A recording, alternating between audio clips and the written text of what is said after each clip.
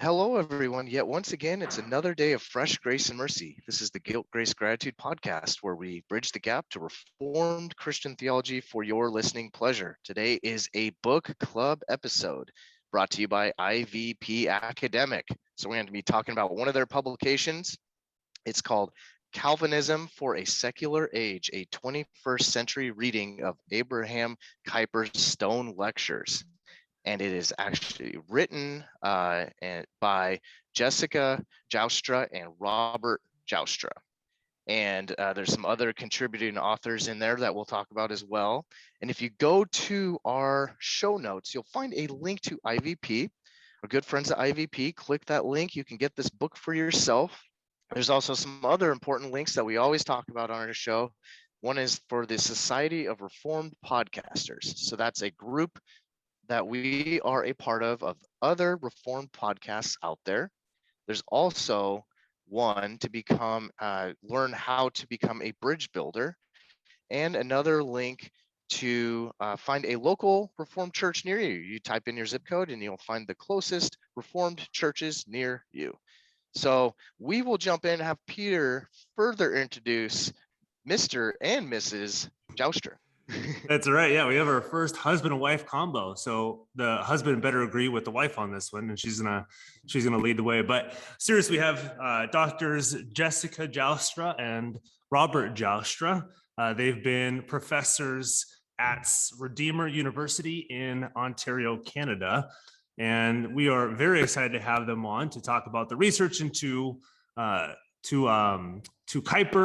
and some of his theological stuff, and more specifically, a 21st, like they talked about, a 21st century reading of this lecture that was given in the late 19th century, and how this relates to us today. So thanks for coming on.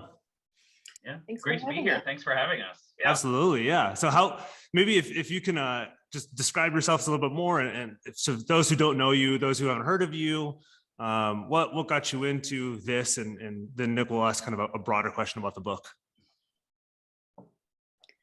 Well, so like you mentioned, I am a professor at Redeemer University. I teach theology there.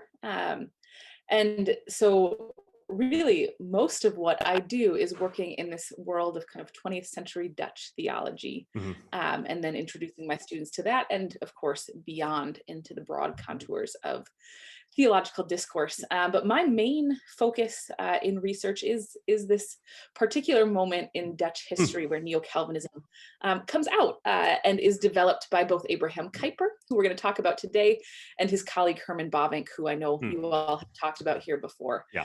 And in many ways, this is stuff that I learned about implicitly sitting around the kitchen table with my family, a Dutch immigrant family. And then later, when I was in university, learned that these ideas not only took root in real people, in the chemistry lab and the school and the farm and all of these places where they lived and worked, but they were also really well-developed theological ideas and theological terms that came into really, really helpful expression in people like Abraham Kuiper. So it wasn't until I was at university, I was at Calvin College, now Calvin University, as a student, where I was introduced to these lectures, but the ideas within them had been part of my Dutch Reformed community since really my birth. And only later did I learn where they came from, which is really exciting to me. And I'm excited about the opportunity for this book to share some of those ideas more broadly. Yeah, so I mean, I came to some of these ideas in the same way. My family, also a Dutch immigrant family, they stayed in Canada. My dad notoriously got his first taste of chocolate from a Canadian soldier when they liberated the Netherlands after the Second World War. Not a totally uncommon story up here, but I defer to Jess, not just because she's my wife, but also because she's an actual theologian. So she really is, when we talk about the subject matter of this book, she really is the subject matter expert. I'm actually a political scientist. My PhDs are all, my PhD is in politics, and all my degrees are in politics. And I came actually to the work of Kuiper, actually in a very similar way to the way that Jess did when she was undergraduate at Calvin. She came as a biology student, and then later crossed to the dark side to theology. Asking questions about, what does it mean to believe in the sovereignty of God and do a plant taxonomy, in West Michigan. I came to it as a student of politics, sort of asking questions about, how do we live well together amidst deep diversity? And that question, which struck me as important when I was a college student when I started in 2001, has not really gone away in terms of its importance, and I think it's perennial import. And I still think that Kuiper has an enormous amount to contribute to that conversation. So I've been delighted to study Kuiper and this tradition as I would say a kind of amateur enthusiast, a social science kind of cheering on this literature. But I think it really does have practical, a lot of really profound and practical advice and possibilities for the pathologies and problems of our time and our societies. Very cool. Yeah, we would say that you guys are a power couple. That's right. So seriously, yeah. PhDs galore spread between two people. Yeah, well, sadly, I bring the husband-wife average down. I've just got the one. So they refer to me at Redeemer as Dr. Joustra the Lesser. And I or just like, oh, you're her husband.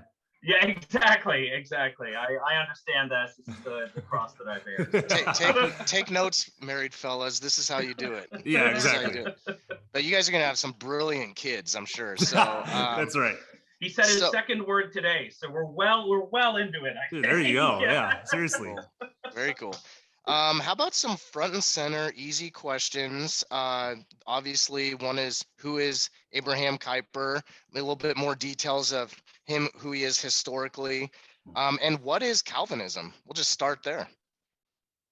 Yeah, so I'm going to start with the bigger question first, this what is Calvinism?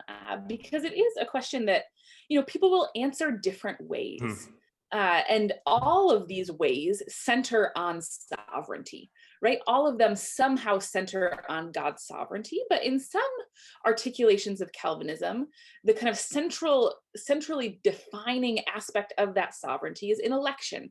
Which is why you often hear, people think Calvinism and they think this acronym TULIP, which is the acronym that sums up in the wrong order, but helpfully nonetheless, the articulations of the canons of Dort about reformed view of election. And so for those of you that may not be familiar, that's total depravity, unconditional election, limited atonement, irresistible grace, perseverance of the saints. This really nice articulation in the face of challenges of what it means that God is sovereign in election. And that's a really important part of Calvinism. But when Kuiper talks about Calvinism, he's not simply talking about Calvinism as a way of thinking about election. And it's clear, even as you read these lectures, that he has in his mind that some people in his audience might think that that's what Calvinism is. He says at one point, kind of 2/3 of the way through the lectures, as he's talking about politics, actually, but he says, the dominating principle of Calvinism, and by that he means the Calvinism that he's trying to articulate in the lectures on Calvinism, which is the lecture series that he's giving. He says the dominating principle of Calvinism is not soteriological. So he's not saying soteriology or salvation is not important, but he's saying it's not the kind of central theological principle. And he goes on to say, the dominating principle of Calvinism is the sovereignty of the triune God over the whole cosmos. And so that's really the articulation of Calvinism that Kuiper's trying to flesh out. He's saying God is sovereign, but not only in election, God is sovereign over everything. And yes, that absolutely means God has elected those to be his followers, but it also means that God has things to say because he's sovereign over all about politics, about art, about science, about every aspect of life. And that's the thing that Kuiper's trying to get at. That sovereignty of God has far-reaching implications that absolutely include our salvation, but are beyond simply questions of salvation. And here he's working that out. He's saying Calvinism, at its very best, as he understands it, is a worldview. It's this world and life encompassing system that has something to say about, to use Kuiper's famous line from another speech that he gave, about every square inch. And you see this really nicely wrapped up in one of his favorite phrases, coram Deo. All of life is before the face of God. That's what he means, coram Deo, this Latin phrase, before the face of God. All of life, as we parent, as we garden, as we hold political office, as we go to church, as we do anything. In fact, even the natural laws, all of this happens by the hand of a sovereign God, through this triune God, and for the glory of this triune God. Yeah, and maybe just to pick up on, so this is the central organizing principle of what Kuiper is trying to articulate in these lectures. And he is a Calvinist, and we say this early on in the book, he is an enthusiastic Calvinist. Some people today might be a little bit put off by that, but one, you need to understand, well, what does he mean by Calvinism? What does he mean by the kind of genius and the legacy of Calvin? And two, he's enthusiastic about Calvinism, not because he's engaging in kind of, hagiography about Calvin, but because he believes that teaching of Calvin is the best encapsulation of the good news, right? Because it drives us toward the gospel. And the whole working out of these lectures is really kind of case study after case study of what does it mean when the good news hits art? And what does it mean when it hits science? And what does it mean? What does God's sovereignty mean for politics and justice? And so he's working it through all of these different themes. And partly to answer that first question, then this is really Kuiper's career is this experience. And you see this, he's very much a modern man in the sense that he has this sort of frenetic pace to him, this industrializing, 19th century frenetic pace. He is a pastor, but he is also an academic and a theologian. He is the founder of the Free University of Amsterdam. He is a journalist. He founds newspapers and, founds and splits church denominations. And of course, that's controversial. So he wasn't very busy at all. Well, and of course, he served for my purposes as a social scientist. He not only served as a member of the parliament, but he also served as prime minister. Which is absolutely fascinating. As if everything else wasn't enough. Yeah, exactly. And so had this incredible pace. And I really recommend, by the way, in our preface, with this lovely preface, which is written by Jim Bratt. If you kind of, you want to learn more about this, I see people talking about Kuiper and his name kind of gets lobbed back and forth in American political discourse. Who really was he? Who owns him? Et cetera, et cetera. You got to read Jim Bratt's, I think, magisterial English biography on Abraham Kuiper. This to me is the kind of standard work that would help you kind of get into, okay, who was he? What was his project? But I think in these lectures, and the reason why we wanted to focus on them in particular, these lectures were especially designed and given for an American audience in the United States. And that's why it's a book published in the United States for the American church to go, slightly more than a century after Kuiper's death, which we, recognized in 2020. So now we're a few years after that. Slightly more than a century after that. How do we receive these lectures, as it were, out of time, afresh, in the United States, and what do they have to speak to us today? And that's the goal of this little book, and I think it encapsulates his whole life and work and project really nicely, these little lectures. Yeah, because maybe if we can get deeper into kind of why this book was written and what this is written kind of on another book, but more so on lectures that were turned into a book later on. But so what is this book based on? Because it's based on the Stone lectures, which I'm sure some people have heard about his lectures on Calvinism. So what were those lectures on Calvinism? And it's kind of shocking the small group that he taught these, or he lectured to, and how does his audience play into the reception of these lectures on Calvinism as well? Yeah, it's a great question, because in many ways you might ask that question another way: why the world would you focus on these lectures that only a couple dozen people heard? Yeah, that was shocking. I was like, you would have thought like hundreds of people were listening. But I think, somebody said 3 dozen to maybe 40 were actually listening to this. Yeah, so it was a really small group at the initial reception, but it was an auspicious group. Right? These were lectures that denoted a kind of high honor to the person giving them. So they were a lecture series that was given time and time again. Fun fact for people who are not only enthusiastic about Abraham Kuiper, but Herman Bavinck. He also later gave the same Stone lectures. That's right. And they became his philosophy of religion. But they're a lecture series that you were invited to give at Princeton University. And so when you think of kind of the old Princeton, B.B. Warfield and crew, this really wonderful, renowned Calvinist group, they knew of Kuiper. If you look especially in our at the end of the book, in George Harink's kind of postscript on the translation, there's some really interesting history between Kuiper and Warfield there. But these were lectures that Kuiper was invited to give, and he feels like this was an honor really well deserved for him. Yeah, he's like, I'm the right guy for this. Yeah. Oh, yeah. And so he comes to give these lectures, but it's part of a longer journey across America. So this is not the end of his trip. He continues on to visit a number of kind of Dutch enclaves in some areas where there's still some Dutch American enclaves like Holland, Michigan. And so he gives his full lecture series, the Stone Lectures, which is what we riff all of our chapter titles off of. So he gives this full lecture series, and then he goes on and gives pieces of them. Calvinism in the Future, he gives again in Holland, Michigan. And so in these lectures, really what he's trying to do in many ways is articulate this idea that Calvinism is more. So Calvinism is more than simply the doctrine and the piety that he says, you know, me and the Princeton crew, we agree on that Calvinism, that Calvinism is doctrine, and Calvinism includes a kind of ecclesiastical polity, and it includes piety. But then he wants to say in these lectures, Calvinism is even more than that.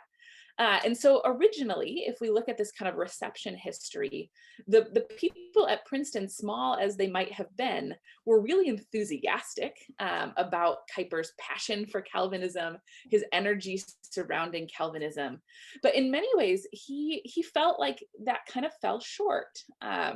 Like they didn't really get what he was after, because in the end he was trying to say yes to the doctrines that they all shared, but wanted to push them into this not only kind of doctrinal Calvinism, but this worldviewing Calvinism. And he didn't feel like there was that kind of sense of reception in that original crowd. But then he goes on to Holland, Michigan, and there the reception is a little different. The initial reception actually isn't as positive. If you look to the newspapers of that time, they felt like it was way too academic and really dour, because he gave his last lecture, Calvinism and the Future, where he talks a lot about, you know, the malaise of modernity and the dwindling of religiosity. And it's just, it's a really somber analysis of in which they live. And in many ways, like Bruce Ashford reminds us, it's not totally foreign to the time in which we now live, which makes it a really interesting piece to study and to learn from. But even though this crowd of Dutch American immigrants in Holland, Michigan felt like it was dour and too heady, they actually did in many ways take up that project along with other folks. It's not just the people in Holland, Michigan, but they did take up that project of applying a Calvinistic worldview, which is really what Kuiper hoped these lectures would do, that they would bolster a sense of kind of big Calvinism, that piety and doctrine leads to worldviewing and impacts all of life. So they were, alongside, you know, people in our neck of the woods, in the Ontario region, in this part of Michigan, in Iowa, in some areas in California, these folks were the people that started creating Calvinist or Christian think tanks and farming federations and labor unions and school systems. And that was what Kuiper hoped would happen. That this big picture of God's sovereignty that mattered everywhere would not only be an academic discourse about how wonderful and important it is that God is sovereign over everything, but would lead to real change and real work from the people on the ground, the little people that Kuiper so loved and admired. Yeah, and I love this book, that it's very refreshing Calvinistic Reformed people to engage. It encourages us to engage in all spheres of life, and I think it's a good reminder based on, you know, the different maybe misrepresentation or representation that so many people have of Calvinistic Reformed people as the frozen chosen, right?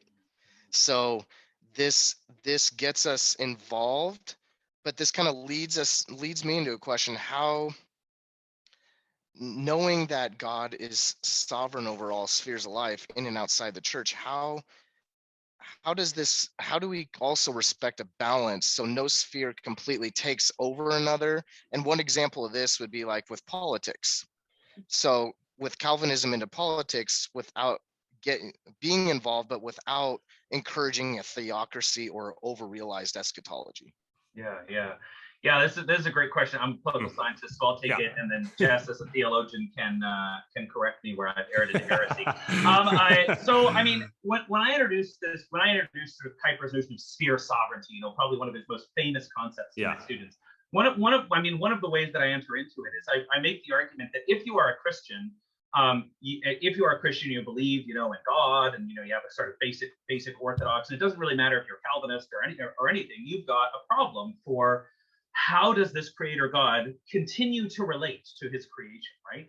How does he relate to human life? How does he relate to social life? Does he basically say, oh, well, I care about what you do in worship, but for the rest, just try to keep try to keep it together. But I think what sphere sovereignty does is it specifically sort of helps us understand, how did the authority of the sovereign God get mediated to different parts of human life? And I think there are different ways of answering that question. To me, there are actually three main ways of answering that question in terms of politics in the Christian tradition. There's the, I think, very powerful and very articulate subsidiarity tradition from Catholic social thought. And I actually think there's a lot of resonance there with sphere sovereignty, although not complete resonance, but still some resonance. There's the more Anabaptist tradition, which I think would sort of separate out and say, you know what, we've got the true polity, the true church over here, and the rest is not business. And then there's the Kuiperian sort of the Calvinistic sphere sovereignty. It says, no, God does care about each of these areas. He has given us as human beings special charge in these areas, right? To understand and work them out. And we see this in the cultural mandate in Genesis, but we even see it in other kinds of commands where human beings are given, to go and name the animals, go and figure out how stuff works, right? And this is before, by the way, so here's my little prelapsarian pitch for political life. This is before human beings this is before the fall, right? Yeah. This is before we get into the business of sin and misery. And most Christians would agree, yes, the purpose of politics is to quote the modern political theorists, restrain the licentiousness of man, right? Now, okay, we're all Calvinists here. We agree that is indeed one of the tasks of politics, but that's not a prelapsarian task for politics. That's a post-lapsarian task, right? But there's also this other task, which is how to adjudicate good diversity, right? Richard Mao has a lovely story he shares about this, but so does actually one of my favorite Catholic philosophers, political philosophers, Yves Simon. And he just talks about, for example, cars driving and meeting at an intersection. He says two cars are driving, they hit an intersection at the same time. We need to know who goes first, right? Now, is there any sin that has put, everybody's sinful, but really has sin really caused that diversity? No. But what do we need? We need authority.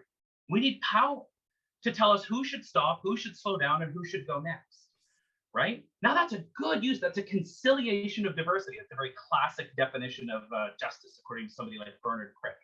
And so that, to me, helps us understand that God has a purpose for politics that's not just about curbing evil, but it's also about realizing right relationships, realizing the adjudication of what might even be good diversity, not just the bad diversity of the post-lapsarian world, but the good diversity that God says in his creation, that's good, right, in the pre-lapsarian world. And so I think that's one of the things that gives us as sort of Kuiperian enthusiasts entry into a world that's sort of brimming with all kinds of different parts of human life, and yet that we know God has a task for, that God has, a sense of purpose for each of these areas, and we, have the obligation to, steward that task, to live. This is the Guilt, Grace, Gratitude podcast, right? So not just guilt and grace, but gratitude, to live lives of grateful service. This is the part where I think, to read Kuiper is really to sort of to take the accent on that third part of the Heidelberg Catechism and say, now, how shall we live lives? Now that we have been saved, now that this creator God has done this extraordinary act of not only creation, but also restoration, where he is working through his redemptive purposes. How do we live coram deo before the face of God? And I think sphere sovereignty is that it's a necessary, we have to have a way to answer that question. I think it's the most biblically and sort of philosophically consistent and faithful answer to how do we live lives of gratitude in all of these different areas that the Lord has. No, and I that's think good. that emphasis on post-lapsarian or after the fall and pre-lapsarian that Rob has so helpfully kind of unpacked is so central to Kuiper's lectures. He has this one little quote in the lectures. It's one of my absolute favorites, where he says, "Verily, Christ has swept away the dust with which man's sinful limitations had covered up this world order and has made it glitter again in its original brilliancy." So what Kuiper is really doing is trying to call us to the fact that the way God has intended and structured his creation is not something that has simply gone away because of our sinfulness and because of our disobedience. It's something that God continues to uphold by his grace, and Christ sweeps away that dust that our, as he says, sinful limitations have covered up to show us what God intended from the very beginning. And so we can see that then he loves, like Rob was saying, he loves to talk about diversity and pluriformity and multiformity. He finds such great richness in Genesis 1, where it says, according to its kind, it was created. And he makes the point in his little lecture on uniformity, the curse of the modern life. He makes the point that this according to its kind of diversity and multiplication, it goes far beyond the plant world and is part of all of creation. And so we're supposed to uncover this according to its kind good diversity in the world through the lens of Christ sweeping away what we have done and making it all glitter in brilliancy. He shows how that works out in these lectures in a lot of different spheres of life. Yeah, and maybe if we can cover a kind of broad base what some of these lectures were and some of the contributors who are talking about these lectures. I know it's not just relegated to the 6 lectures. There's a couple more that were added too. So you can talk about like who was contributed to who, and maybe clearly and concisely as possible why they were chosen and like what kind of what they bring to the table, and then what was added to this as well that was not part of the original lectures. Great. So I'll begin with what was added, and then maybe have Rob walk through a little bit of the original lectures and how they map onto our book. We added 2 chapters and a preface by Jim Gratt, who is this fantastic English biographer of Abraham Kuiper. But we added 2 other chapters. One was by George Haring, who is a professor in the Netherlands, works at the Free University and the Theological University of Kampen, and is a historian who holds, just almost immeasurable treasure in terms of deep historical and contemporary knowledge of the neo-Calvinist tradition. And what he does is unpack the translation history of these lectures. So how did we get the version of the Stone lectures that we have in English? It's a fascinating story with a lot of twists and turns that quite literally had me on the edge of my seat. And maybe you are similarly a kind of neo-Calvinist nerd, you might find that also very interesting. But he goes through this story and kind of walks through how we got from Dutch Kuiper, who knows English but not well enough that he wants to publish a book on his own all without input in English, to these English Stone lectures that he delivered. And then we added another chapter that we thought was really important, and that's a chapter on Kuiper and Race. Because Kuiper, we've talked already quite a bit, and we'll continue to talk about his insights. And there are so many of them in this book, really important insights into how we ought to live lives of grateful service, how we ought to understand God's creation and God's continuing norms and structures and call on our lives. But we're not interested in a work of hagiography, and we're not interested in making Kuiper, the sinful man, anything other than who he was. And if you read these lectures and his other works, but we're focusing here on his lectures, so we focused on the content of those lectures, even in this chapter. If you read through the lectures, you will not only read really wonderful insights, but there's also some really, really damaging things in these lectures, really hard things to read, really shocking things, and things that need addressing. And in the lectures, most of those are around questions of race. In Kuiper's other writings, you can see the same kind of questions of race and racism come up, but you can also see, say, questions on gender and other things. But in these lectures, it's really his views on race that are highlighted in incredibly problematic ways. Kuiper, in particular, really posits a story of racial superiority of European races and racial inferiority of those of African descent. Yeah, and he does it pretty straight up too. Very straight up. Yeah, there's no hiding this No. in the lectures. And we didn't want to brush by that because we think it's important to name the sin and the harm and the damage that comes from that. And there is also sin and harm and damage in Kuiper's legacy in thinking through some of those statements and how they play out. And so we wanted to not simply brush by that. Instead, we wanted to deal with it and think about how might we faithfully see Kuiper as a person who said both really helpful things and incredibly hurtful things, and how do we take his full legacy seriously? And so we had Vince Bacote, who is just a wonderful Kuiperian scholar, who's written on Kuiper and common grace, Kuiper and race, Kuiper and many, many things.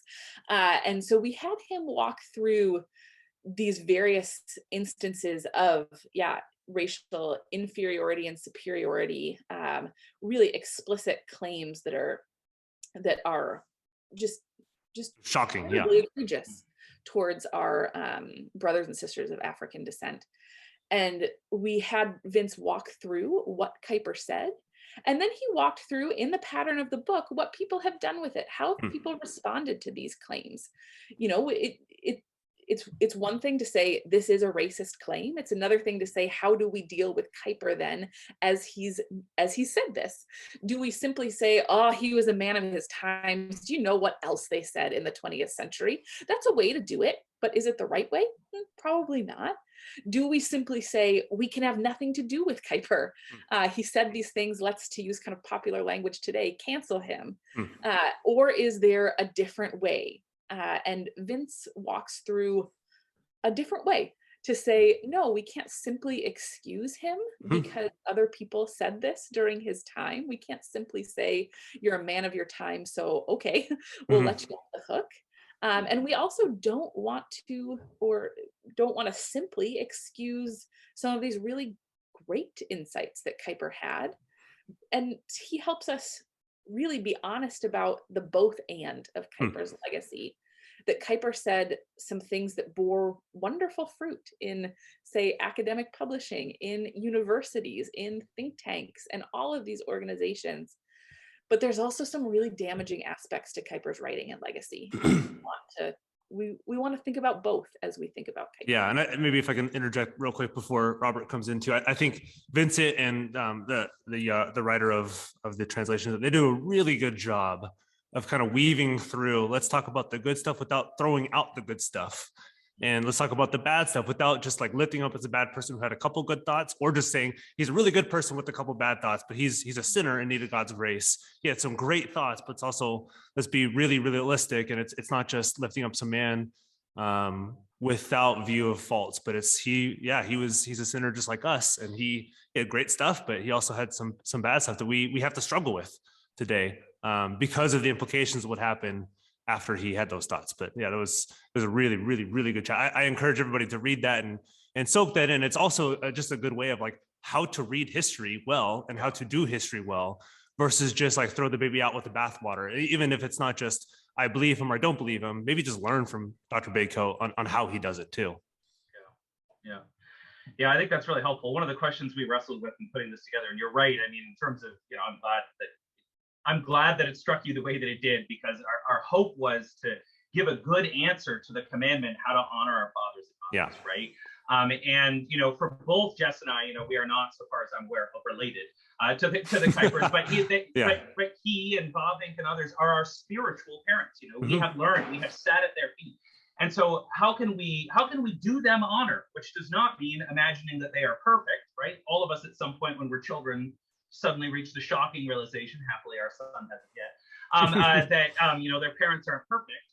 You know, and you can sometimes completely flip the other way in adolescence, just say, well, your parents are the worst, right? They're an abomination. You know, you need to simply get rid of them. How can we reach a point of maturity where we recognize that our parents are people, right?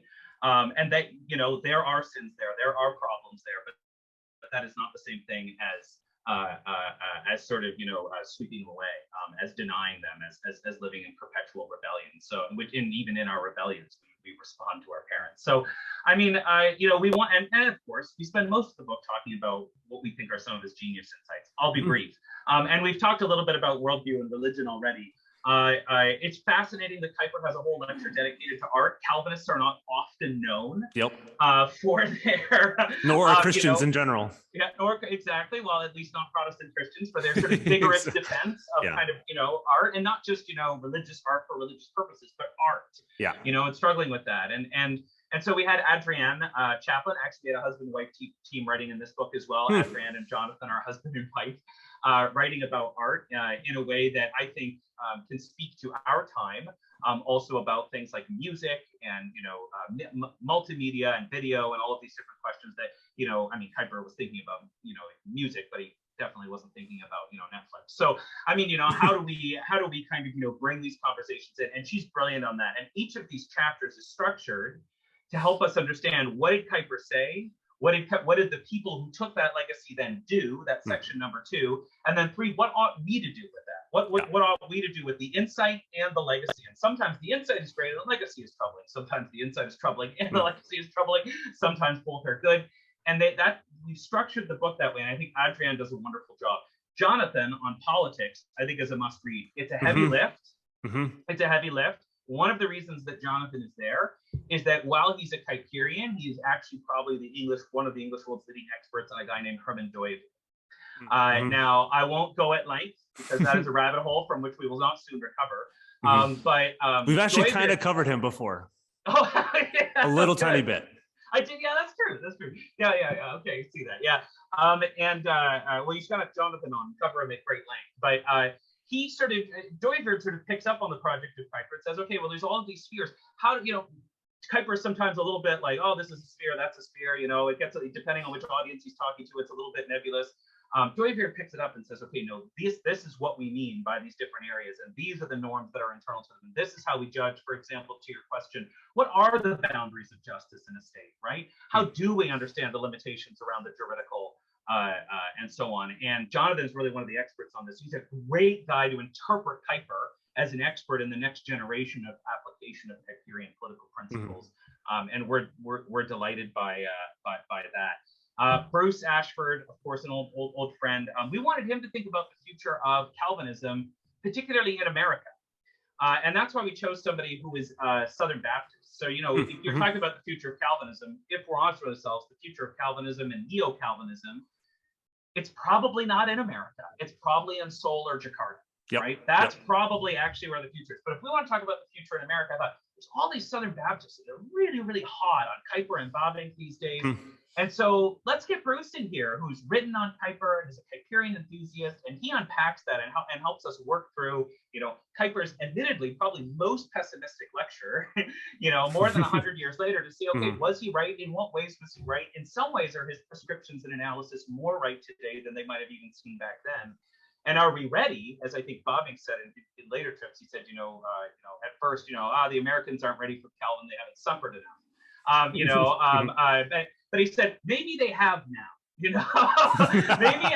maybe in 2022, we've reached a point where the Americans are ready for Calvin. They're ready for this kind of Calvinism, because some of the idealism has been winnowed over the course of a very difficult century or more. And these are some of the questions we wanted to leave with Bruce. And who am I leaving out here? Oh, science. Deb Harsma, of course, the head of BioLogos, and Kuiper meant something slightly different by science than the way that Deb goes with it. But boy, if there was an area, how many bumper stickers, have I just seen this, this week on I Trust Science and so on and so forth. Now's a good time to have a conversation about, Calvinism, science, the sovereignty of God, balancing that with the juridical and so on and so forth. And Deb, who is both really theologically insightful, but actually primarily, and this is what all of our authors are, primarily experts in the area that they're writing on. So Deb is an astronomer. Adrian does aesthetics. Jonathan is a political scientist, and so we've got them writing in the areas of their expertise, leveraging and showing, okay, how did this, pastor turned journalist turned politician, how did his ideas really hit the ground? Are they really useful to us more than 100 years from now? And I think overwhelmingly the answer is yes and amen. And here are some fruitful ways to go forward. Yeah, and then one more too. I think we forgot him. James Eglinton on religion too. So what was kind of his? I was going to turn worldview and religion to Jess. Yeah. So Jess, if you want to cover, Eglinton, kind of his interaction with this as well. Yeah, so we have, and Rob very briefly mentioned these two, and I'll say a little bit more about them. But the lectures start with Kuiper and talking about Calvinism as a life system. So this big picture worldview thing. And for that, we chose kind of in our estimation, one of the best spokespeople for Calvinism and its worldviewing nature in North America today, Richard Mouw, who, if some of your listeners aren't as keen on picking up a kind of 300-page, really dense biography of Abraham Kuiper, which is just excellent, from Jim Bratt. There's also a really wonderful introduction to Abraham Kuiper by Richard Mouw, a short personal introduction it's called. And it's just, again, a delightful telling of Kuiper's main themes, some of the big things in Kuiper's life and how those played out.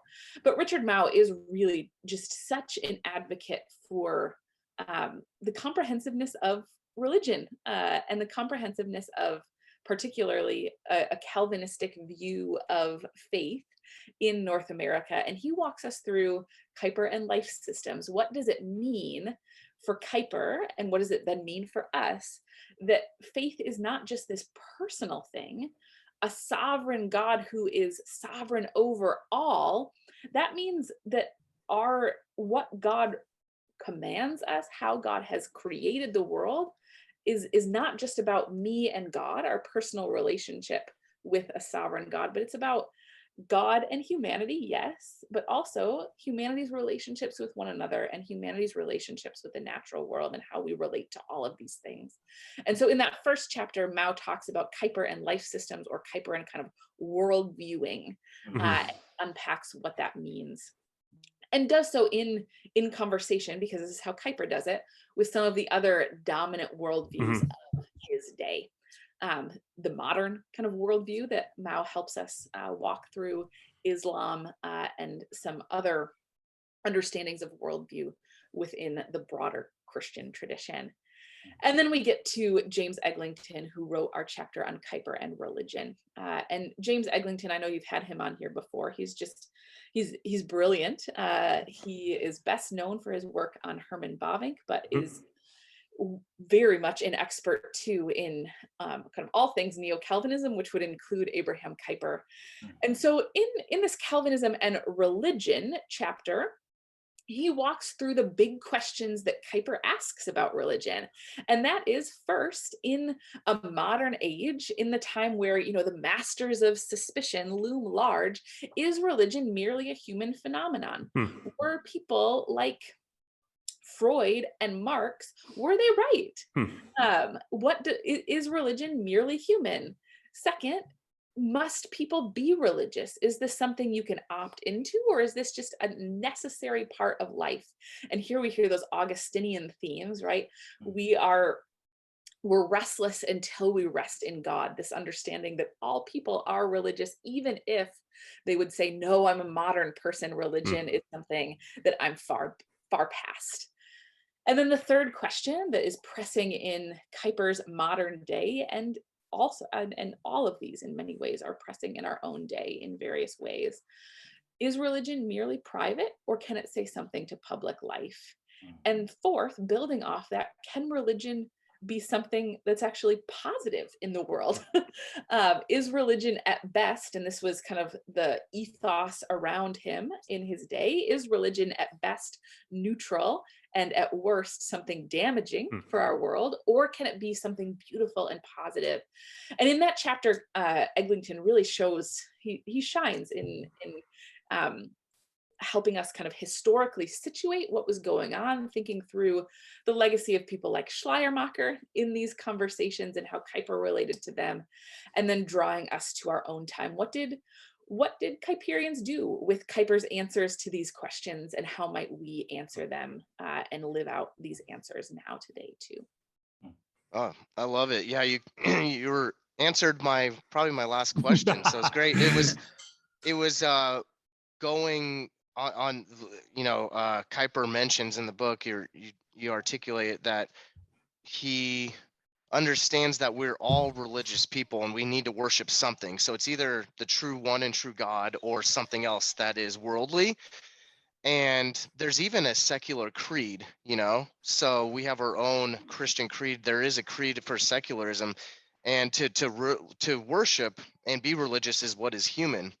So you're talking about the book mentioned Calvinism is the best view of Christianity to take on modernism and the secular religion of humanism.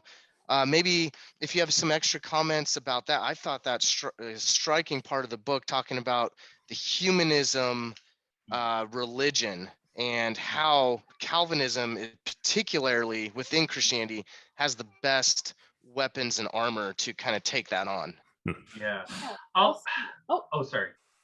No, okay. Okay. All right. Fair enough. I might reframe it a little bit around weapons and armor, and this is just going to be my soft-hearted neo-Calvinist way of saying, that the tradition has balm and healing power for many of the wounds that afflict us in contemporary culture. Now, one of the things that no reviewer has yet given us a hard time about is that we say it's Calvinism for a secular age, but we don't actually spend any time really talking about exactly what we mean by a secular age. And those of us who have read Charles Taylor know that means something actually pretty specific. Yep. And if we read A Secular Age and his smaller little work, The Malaise of Modernity, or in America, The Ethics of Authenticity, Taylor actually lays out what he considers to be the kind of three pathologies of the modern moral order, right? Authenticity and individualism on the one hand, consequentialism and the collapse of ethics on the second, and in the third place, the loss of freedom, right? Either tyranny or fragmentation that comes as a natural consequence of that. Well, okay. This is Taylor's description of the modern age, which, by the way, is happening, like a century after Kuiper is talking about it's like Kuiper stuff, kind of predicted this stuff. And yet, exactly, this is the genius to Kuiper, because Kuiper says, look here, in Calvinism, we have an answer to these kinds of perennial pathologies that he sees emerging in him and following Krunden Prinsterer, who he was a disciple of, and his unbelief in revolution. He sees them as working out the kind of problems of the French Revolution. Very, very, they're literally members of the anti-revolutionary party. Right? So you get a sense of how they feel about where they fall. Yeah. And over and against this kind of authenticity and individualism, Kuiper emphasizes for us, and again, because this is the Guilt, Grace, Gratitude podcast, I know that you guys will appreciate this. He says, I am not my own, right? I am not individual. I am not my own, right? Yeah, question one. Consequentialist ethics, what do I do? How do I know what's right? Where do I belong? I am not my own. I belong, And over and against the terrible and perennial anxiety, which I think has just been ratcheted up, by the pandemic and other factors in the world today. I think the final word that Kuiper's Calvinism gives us is do not fear. Don't be afraid. Live lives not of fear, but gratitude, right? Grateful living. And so I think that's why, yes, is it weapons and armor? Yes, we could use that kind of language, but I also think it's a healing balm, that kind of Calvinism, that it relaxes us, that we have an engagement, yes, that we respond to in gratitude, but it is an engagement fueled out of the deep security, the deep sense of who we are, that we belong in life and in death to our faithful Savior Jesus. And now we live grateful. So for me, this is so much of the weight of the genius, not only of Kuiper, but of the Calvinism that he loved.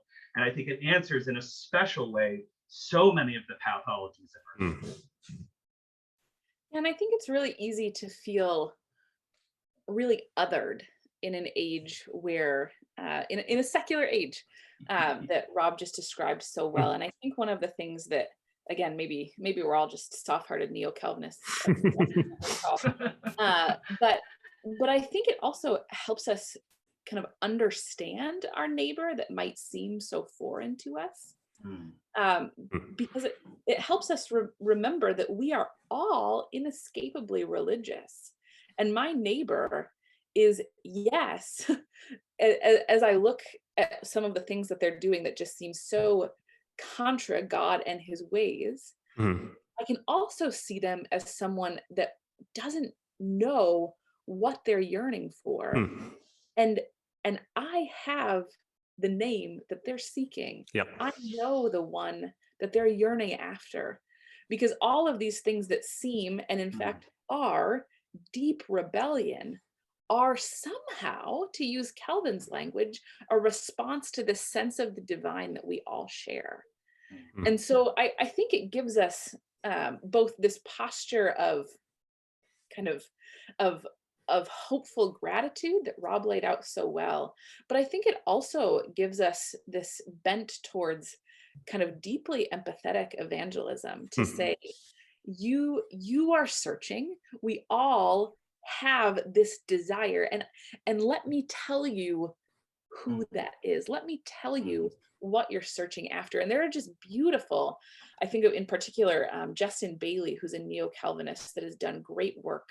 He wrote a book for IVP called Imaginative Apologetics, who's done great work to kind of think through how some of these neo-Calvinist themes, the inescapably religious nature of people, common grace, which we didn't talk about here, but is huge for Kuiper, et cetera, how all of that can help us really witness to the truth, beauty, and love of who God is in an age that is so deeply secular. And so I think not only can it help us with our kind of posture of kind of being in the world as we understand our faith as a public one, but also our posture of being neighbors with those with whom we don't share a faith tradition, but still can see them in a way that is one that is yearning, even in an age where people say, I have no need for religion anymore. Yeah, no, I think that's a fascinating work about Kuiper, is though he's writing at the end of the 19th century, early 20th century, he's like you talked about, Robert, he's predicting a lot of stuff. He's seeing the trajectory of culture, and he's like, this is where I think it's going, and this is our response as Calvinists. This is where I think the Bible talks about. This is how we can interact with society as consistent Christians, as we see Calvinism laid out in the Bible. But kind of thinking through, kind of overarching, maybe last question for this too, is we've talked a little bit about this, and maybe, so this is a 21st century reading of him. So it's in effect, like how do we take this book, the stuff written in this book, the reactions, kind of the end section of each one of these chapters, like what do we do now? So like what is Kuiper's legacy for the 21st century as Calvinists, as those who are living in a secular age? How do we use Kuiper's insights from the 19th century and place them into the 21st century? Yeah, I think that's a great question. I'm happy to grab this one, and then with apologies, I need to bounce about this time. But this is part of what we tried to do. Jess and I have been in a number of different teaching settings, both at our own university, Redeemer, as well as in others. We say the other Redeemer in New York, but also other churches and sort of settings where people had encountered the original text of the lectures, and they stumbled over it, both its kind of, the obscurity of its history, and also I think, some of the real errors that we've named already in this podcast. And they said, well, I don't really know what to take out of this. And so we said, Kuiper's getting in Kuiper's way. So how can we create a book that would help introduce the genius of his ideas, but not just the genius of his ideas, but also the legacy, a reception history of each lecture. And that's what you see in each chapter as well. And then in the third part is what should we do with it? What ought we to do? And for those who are interested, you say, well, I've got a special passion, I want to be a geologist, or, I want to be an artist, or whatever. What you see at the end of each of these chapters is a whole section on further reading, right? Where can you go? So now we've gotten our feet wet, and the idea that Calvinism, that Christianity, the Lord of the universe, calls us to obedience, to gratitude in these areas. Where can we go? How can we deepen? How can I get better and more expert at it? Great news. I mean, there's an enormous literature, and at the end of each chapter, we kind of lay that out for folks, where to go and how to think about it. So that's our hope. That's our hope for the way that people will use it. That they'll be able to encounter, the best of Kuiper without sweeping the worst under the rug, but making it accessible to bring that genius forward into the 21st century in a way in which I think the original text of the lectures was increasingly a challenge for students, really at all levels. Yeah, I think that's absolutely right. These lectures really do encapsulate many of the key aspects of Kuiper's thought. People, even Herman Dooyeweerd, a generation after Kuiper, said that this was a kind of manifesto of Kuiperian Calvinism, or Kuiperian Christianity. It was a really helpful distillation of Kuiper's main themes. And here we've tried to distill those main themes that Kuiper already distilled for his time in our own time. And I think there's some really excellent further reading in these chapters. And I'll just say too, one of the really interesting ways to keep thinking about why this matters and how this matters is to read from other contexts too. Our book is a uniquely kind of North American reading of Kuiper. And at the same time that it was in the works, there's another wonderful little reader, Reformed Public Theology, edited by Matt Kamink, put out by Baker, that has voices from all around the globe that are deeply familiar with these key insights of Kuiper and the broader Reformed tradition, and have shown how those play out in a lot of different spheres and a lot of different cultural contexts. Yeah, we're actually giving that book away in like 2 months. So wonderful. People are listening to this. Yep. Wow, they can wait. They can look forward to that. Yep. So I think, there's a lot of places. This is just in many ways the beginning of getting your feet wet into Kuiper's thought. That's a way mix of metaphors. But taking a small little dip into the wealth of the neo-Calvinist tradition. And I would encourage folks not only to look at the further reading in these chapters, but then go and see not only in a North American context, but beyond, where these ideas have gone, how they've taken shape, and how they've really had deep meaning and impact around the globe. And it's really exciting to see how God is working through some of the big concepts and ideas. Yeah, great. I mean, thanks for coming on. Thanks for taking the time to be on our show and to talk more about Kuiper. And I'm sure people have heard about him, they're like, oh, I know what Kuiperianism is a little bit, but it's different when you actually read him and interact with him and see scholars who talk about him. But yeah, thank you for bringing him to our 21st century and how do we view him. But yeah, thanks for coming on. It's been a pleasure talking to you and seeing some more insights on Kuiper. Yeah, thank you. Thanks, guys. Thank you. Yeah, thank you. Have a great day. You too.